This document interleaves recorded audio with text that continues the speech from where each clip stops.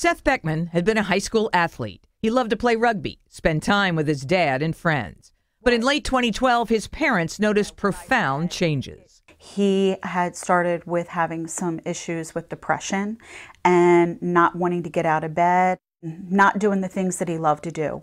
Beckman underwent psychiatric treatment, including an inpatient stay at Sheppard Pratt.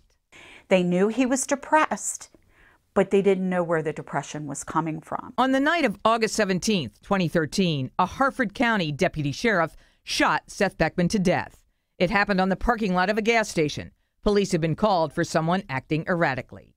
Earlier security videos show Beckman trying to enter a locked fitness center, clearing some shelves in a convenience store where outside he assaulted a customer.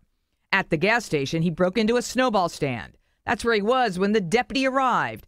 And witnesses say ordered him to come out, the deputy's gun drawn. The sheriff's department initially reported to the public and the Beckmans that their son had gotten into an altercation with the deputy. And he tackled the officer to the ground, and that the officer feared for his life and he had to shoot him. The deputy himself, 4 days after the shooting, told a story with some differences. In his statement to investigators, Deputy David Feeney said he tripped when Beckman ran at him. He was just screaming at me, the deputy said. He was on a rage, and before I know it, he jumped up and burst out that door, threw it open, and came right at me. I was yelling, "Stop, stop, stay where you are, stay where you are." And I was retreating back to my car. And I must have tripped or something, but all I remember was going down. And I squeezed off a shot. He kept coming, the deputy went on. I can't remember whether I squeezed off one or two more, but it pop, pop, just like that. And at that point, he backed away. There was no altercation. Beckman was not armed. My son didn't have a weapon that day. He didn't touch that officer, and he shouldn't have died for breaking in a snowball stand. Security video shows Beckman sitting inside the snowball stand, his hand draped over an empty cash register drawer.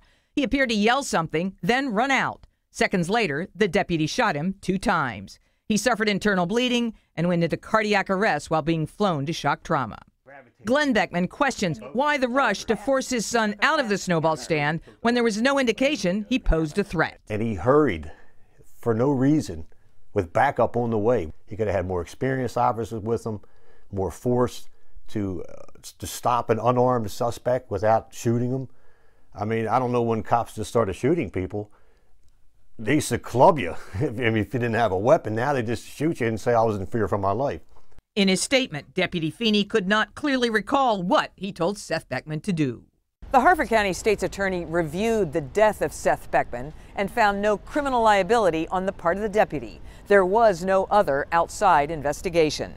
The Sheriff's Department will not comment on the specifics of the case. The Beckmans have indicated they may file a wrongful death lawsuit. Seth Beckman was yet another case of an encounter between police and someone in crisis that ended with a fatality.